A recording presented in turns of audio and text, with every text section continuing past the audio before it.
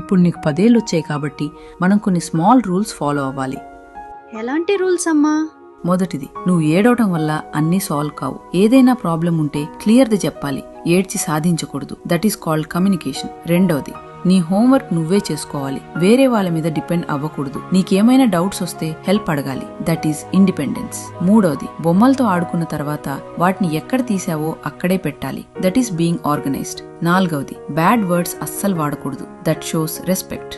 ఐదవది, నువ్వు తప్పు చేసినప్పుడు మనస్ఫూర్తిగా క్షమాపణ చెప్పాలి. That is responsibility. ఆరవది, తెలిసిన వాళ్ళని చూసినప్పుడు మంచిగా పలకరించాలి. That is good manners.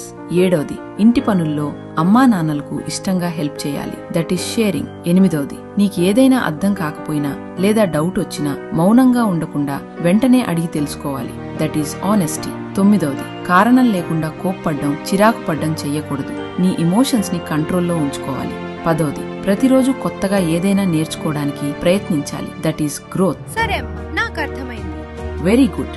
ఇవాళ ఈ రూల్స్ స్ట్రిక్ట్ గా అనిపించొచ్చు, కానీ రేపు మీ పిల్లల భవిష్యత్తుకు ఇవి చాలా అవసరం. బాల్యంలో నేర్పే క్రమశిక్షణే జీవితంలో బలంగా మారుతుంది. ఈ చిన్న పాఠాలు గొప్ప జీవితాలను తీర్చిదిద్దగలవు. ఈ మెసేజ్ ని పిల్లలను పెంచుతున్న తల్లిదండ్రులకు షేర్ చేయండి. నెక్స్ట్ ఏ టాపిక్ మీద వీడియో కావాలో కామెంట్ చేయండి.